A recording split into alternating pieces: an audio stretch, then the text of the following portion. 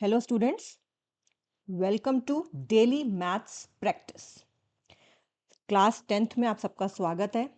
Class 9th I am sure आप लोगों ने सबने बहुत अच्छे मार्क्स से पास की होगी। Now let's come to class 10th।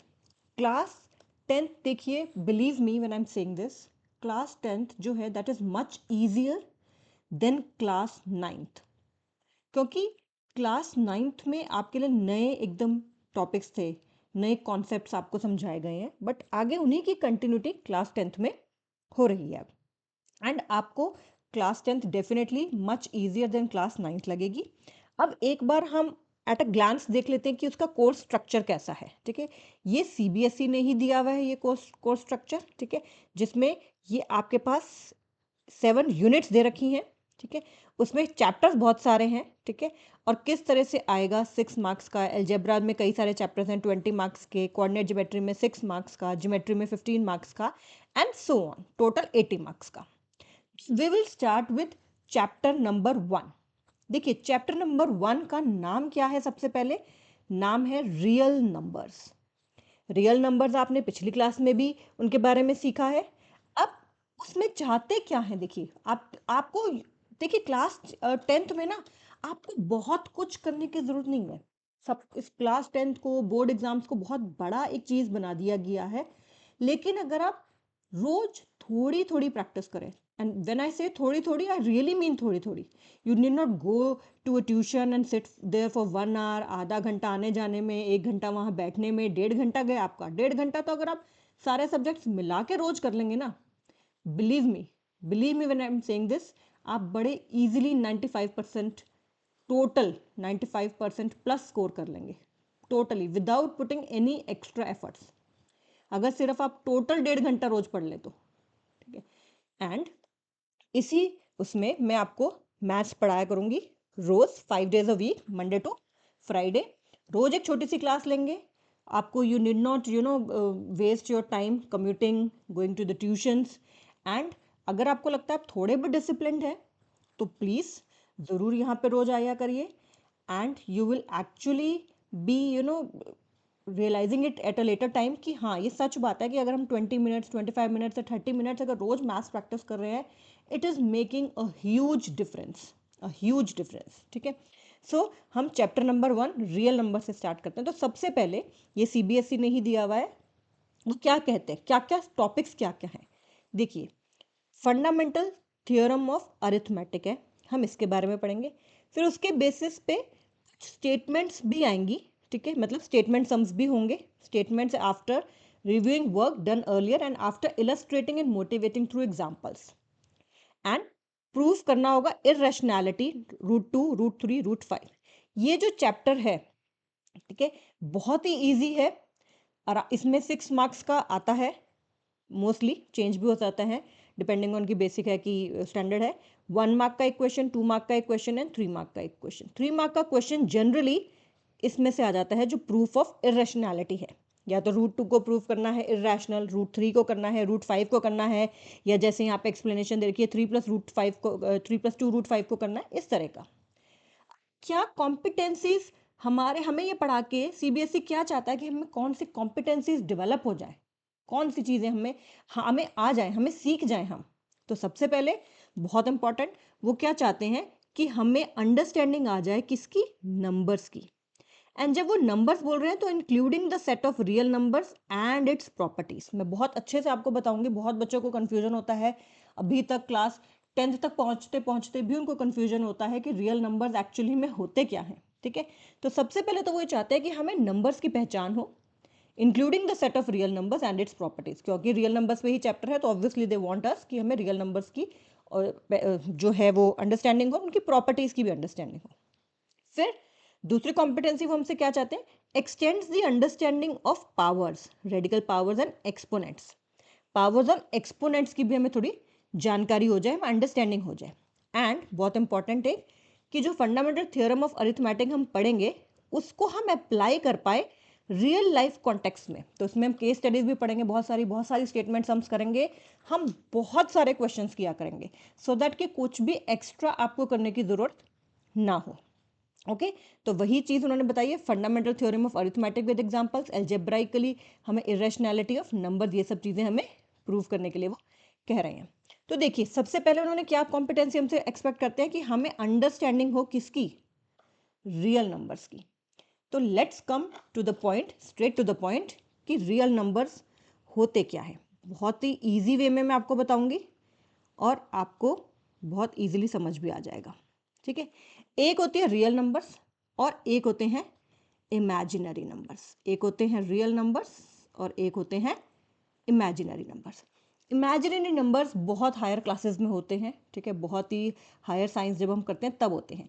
वो होते किस तरह के, जैसे कि root of -5, root of -4, root of any number, किसी का भी नेगेटिव नंबर अगर आपने ले लिया, तो ये सब क्या है, मैं सिंपल भाषा में समझा रही हूँ, इसकी भी बहुत डिटेल होती है इनके बारे में, लेकिन मैं सिंपल भाषा में समझा रही हूँ कि वो जो होते हैं, जैसे आपने रूट 4 पढ़ा है, रूट 4 क्या होता है, 2 होता है, 2 का स्क्वायर भी 4 होता है, -2 का स्क्वायर भी 4 होता है, लेकिन रूट ऑफ -4 आपको नहीं पता। रूट ऑफ 4 तो पता है कि 2 है, लेकिन रूट ऑफ -4 नहीं पता। तो ये सब इमेजिनरी नंबर्स होते हैं, और इमेजिनरी नंबर्स जो हैं हमें नहीं है, हमें सिर्फ क्या है, रियल नंबर्स पढ़ने हैं।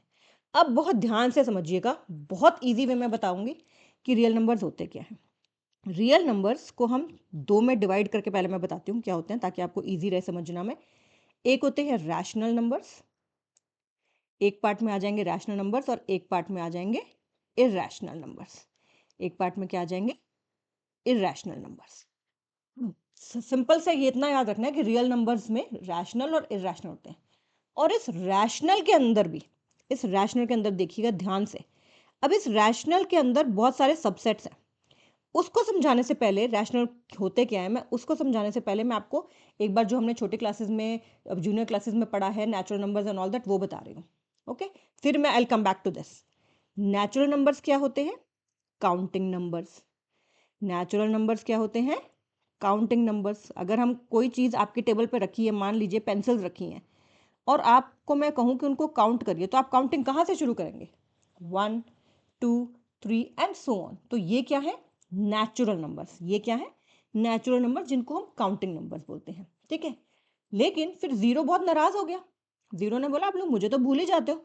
तो नेचुरल नंबर्स ने बोला नहीं नहीं भाई, आ जाओ तुम और हमें पूरा कर दो, हमें होल कर दो।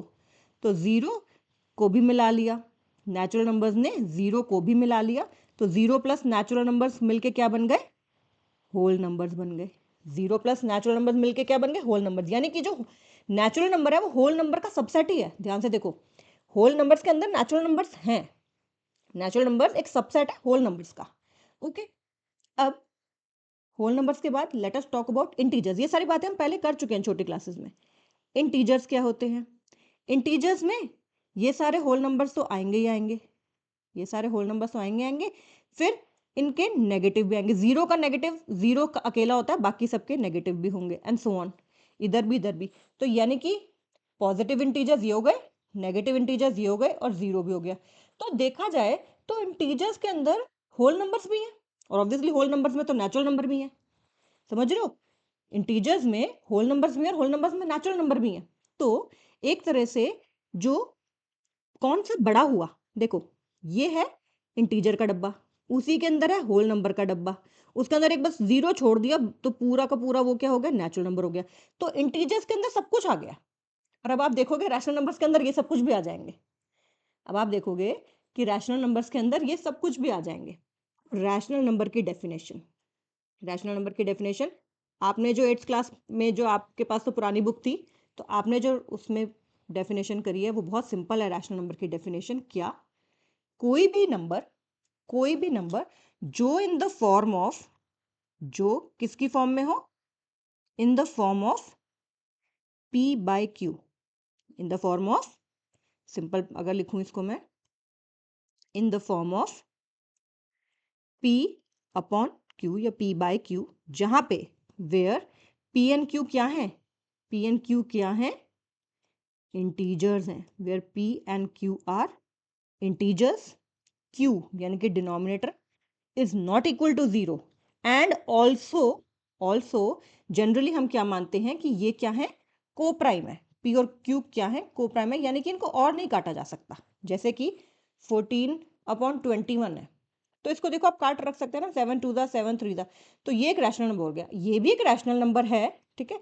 बट जनरली हम कहते हैं वो अपनी स्मॉलेस्ट फॉर्म में हो, जितना काट सकते हो उसको काट दिया जाए तो इसलिए हम क्या कहते हैं कि वो को प्राइम हो, यानी कि उनमें और कोई फैक्टर अदर देन 1 कॉमन ना हो। तो एक डेफिनेशन जो आपको याद रखनी है वो क्या है कि p बाय क्यू, जहां पे p and q are integers, q यानी कि denominator is not equal to 0, p and q को प्राइम भी हो, यानी कि उनमें सिर्फ 1 ही कॉमन हो। ध्यान से देखिएगा, मैं कोई भी एक रैंडम इंटीजर उठाती हूँ, कोई भी एक रैंडम इंटीजर मैंने उठाया, कोई भी एक इंटीजर उठा लेते हैं। आपने देखा था इंटीजर क्या थे, 0 1 2 एंड सो ऑन इधर, और इधर -1 -2 एंड सो ऑन इधर। तो 2 उठा लिया मैंने, क्या 2 को मैं 2 बाय 1 लिख सकती हूँ? Can I write 2 as 2 by 1? तो क्या ये डेफिनेशन ऑफ रैशनल नंबर को सेटिस्फाई कर रहा है? क्या न्यूमरेटर यानी कि ये p हो गया, ये q हो गया, क्या ये p बाय q के फॉर्म में है? क्या p और q दोनों इंडिविजुअली क्या इंटीजर्स हैं? 2 भी इंटीजर होता है, 1 भी इंटीजर होता है। और क्या डिनोमिनेटर नॉट इक्वल टू 0 है? यानी कि p भी और q भी इंटीजर्स हैं, दे बिलोंग टू z से इंटीजर्स को हम रिप्रेजेंट करते हैं, एंड q जो है वो नॉट इक्वल टू 0 है, एंड ये को प्राइम भी है, ठीक है। तो क्या ये रैशनल नंबर हो गया? आप अभी कोप्राइम को भूल जाइए फॉर द टाइम बिंग, ठीक है। P and q belongs to integers and q is not equal to 0, इतना याद रखो। तो ये तो हो गया। ऐसे कोई भी इंटीजर ले लो, चलो मैं 0 को ले लेती हूँ। Can I write 0, can I write 0 as 0 by 1, 0 by 2, 0 by 3, ठीक है। इन्होंने देखो मैं क्लियरली डेफिनेशन में बोला डिनोमिनेटर 0 नहीं होना चाहिए।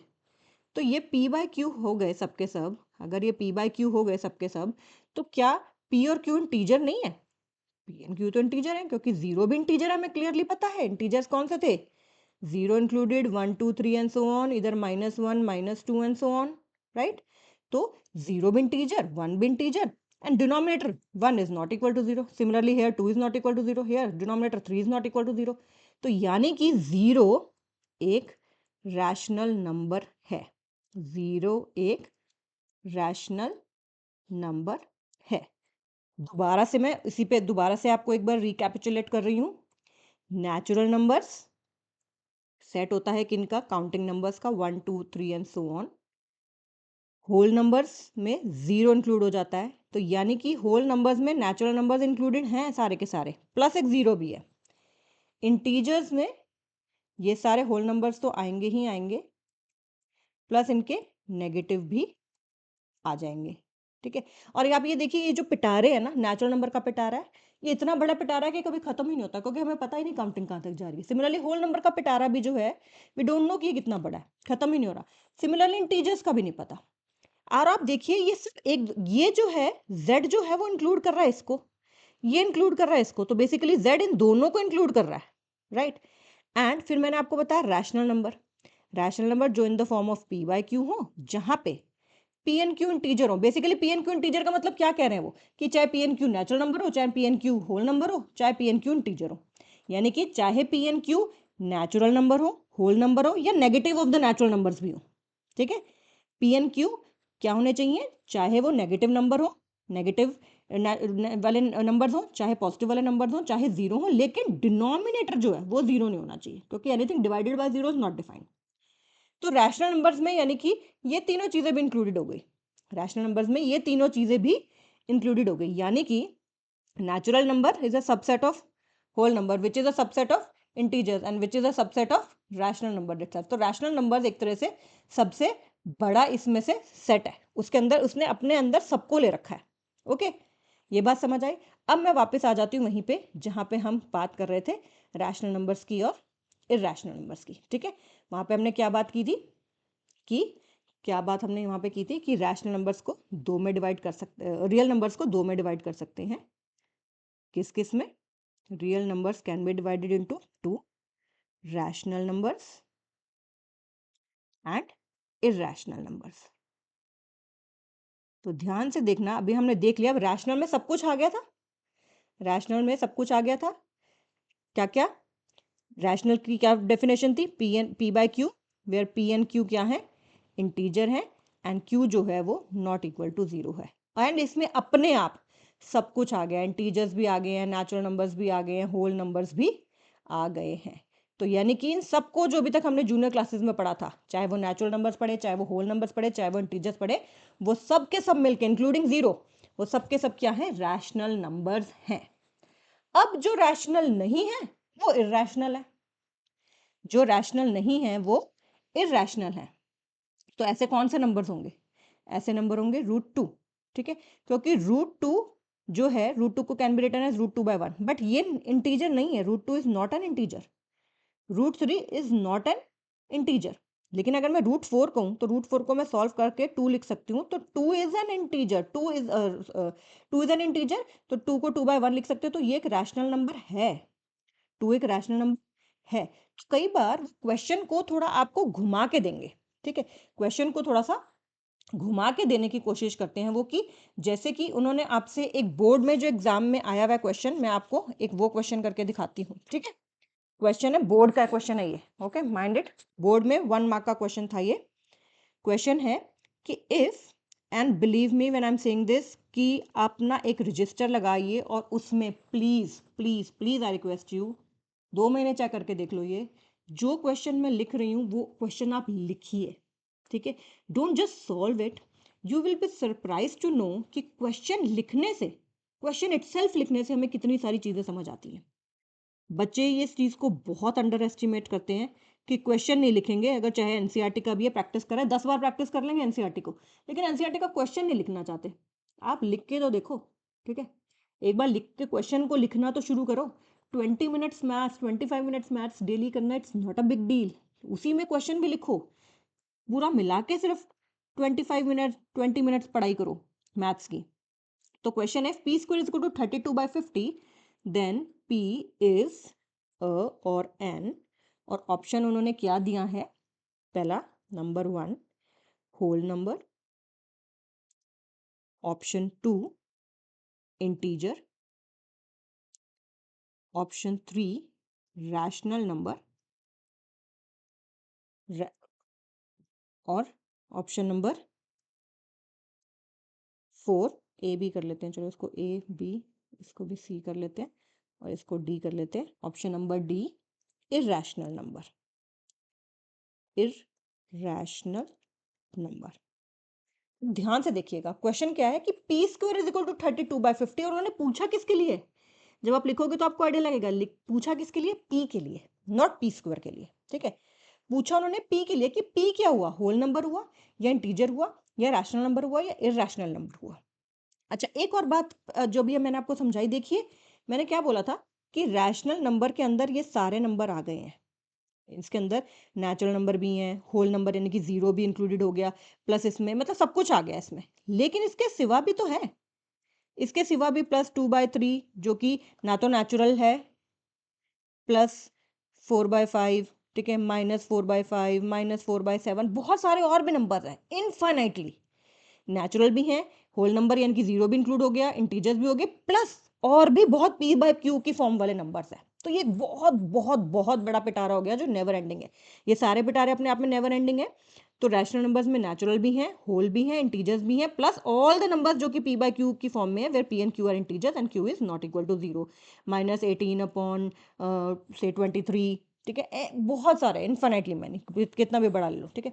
तो अब हम इस क्वेश्चन पे वापस आ जाते हैं, जो कि बोर्ड का क्वेश्चन है, बोर्ड एग्जाम में आया हुआ है 1 मार्कर, कि अगर p square is equal to 32/50 है तो पी क्या है। ध्यान से देखिएगा, इन्होंने पी स्क्वायर दिया और पी पूछा है, पी स्क्वायर दिया है और पी पूछा है, तो ध्यान से देखना, अगर पी स्क्वायर 32/50 है तो पी हो जाएगा √32/50।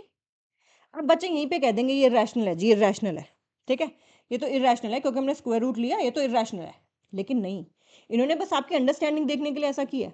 ध्यान से देखो, अगर मैं इसको कट करूं, अगर मैं इसको 2 पे कट कर दूं, 2 16 ज़ा, और ये 2 25 ज़ा हो गया है, तो ये क्या हो गया, √16/√25, और हमें पता है ऐसा अगर रूट होता है तो इन रूट को हम अलग अलग कर सकते हैं, ठीक है, क्योंकि हमें पता है √a/b को हम √a/√b लिख सकते हैं। अब क्या √16 को मैं 4 और √5 को क्या 5 नहीं लिख सकती हूँ। आप कहेंगे माइनस भी तो लिख सकते हैं, हाँ जी लिख सकते हैं, क्यों नहीं लिख सकते।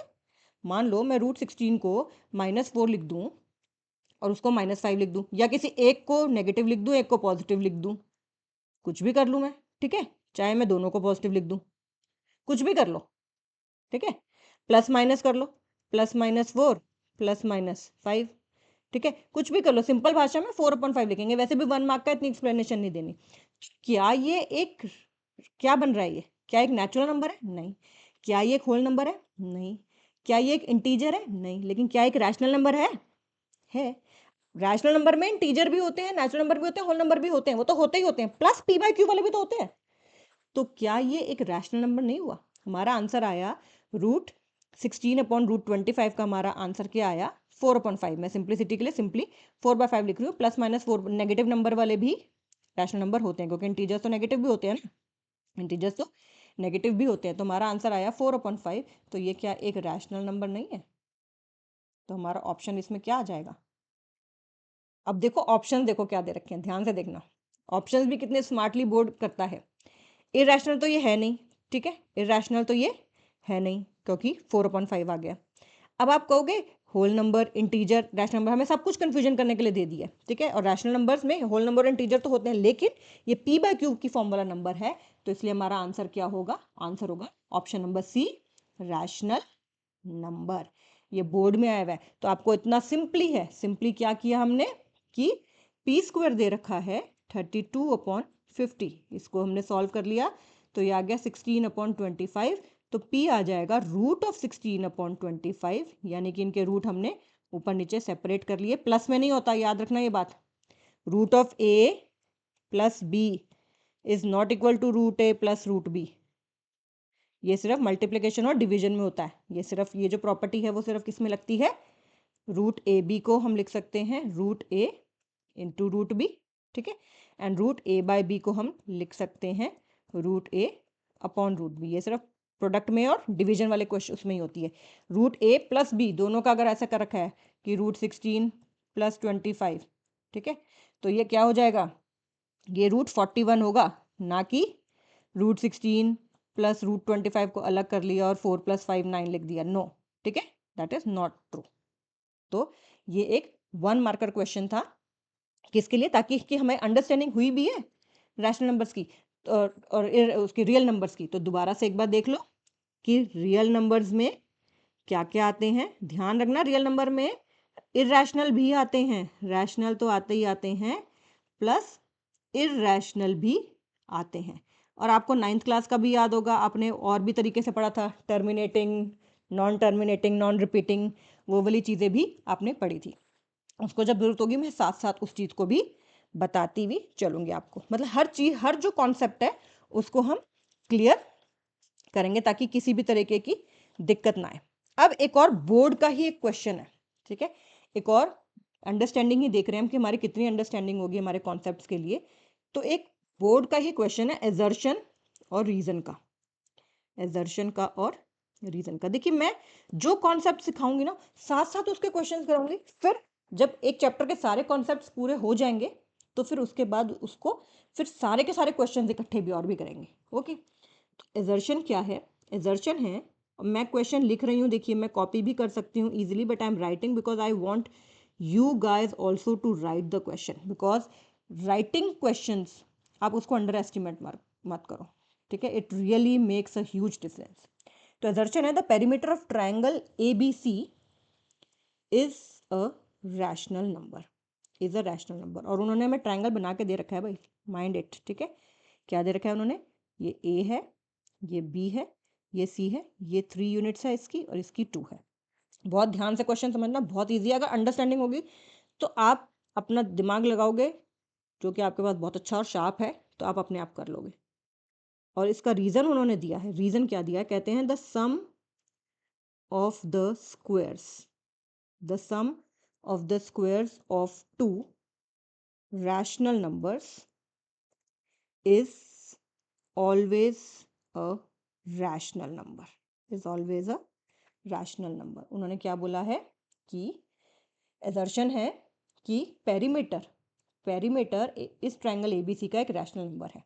ये तो उन्होंने assertion दी है, ठीक है। और उसका रीज़न कहते हैं, रीज़न ये है कि सम जो है स्क्वायर्स का, दो रैशनल नंबर्स के स्क्वायर का जो सम होता है वो हमेशा ही एक रैशनल नंबर होता है। अभी हमने देखा था कि रियल नंबर की हमें प्रॉपर्टीज भी करनी है, तो अभी मैं प्रॉपर्टीज भी करवाऊंगी इनकी, ठीक है। जितनी भी प्रॉपर्टीज हैं, बहुत सारी हैं जो हमने छोटी क्लासेस में भी पढ़ रखी हैं, उनको भी एक बार बताएंगे ताकि आपको थोड़ा आइडिया हो जाए। तो उन्होंने क्या रीजन दिया कि सम जो है squares of to rational numbers का हमेशा एक रैशनल नंबर आता है। ओके, तो ध्यान से देखना, अगर हमें पेरीमीटर का मतलब क्या हो गया, पेरीमीटर का मतलब हो गया A B plus B C plus C A B plus B C plus C A B तो हो गया 2, ए बी हो गया 2 प्लस 3 हो गया बी सी। सी ए क्या हो गया, सी ए कैसे निकलेगा, पाइथागोरस थ्योरम निकाल के क्या निकलेगा, ए सी का स्क्वायर जो होगा 2 का स्क्वायर, यहाँ पे नीचे कर देते हैं इसको, ए सी का स्क्वायर इज इक्वल टू 2 का स्क्वायर प्लस 3 का स्क्वायर, 4 प्लस 9 यानी कि 13, ये तो आया ए सी का स्क्वायर। तो ए सी कितना हो गया, √13, ए सी हो गया √13।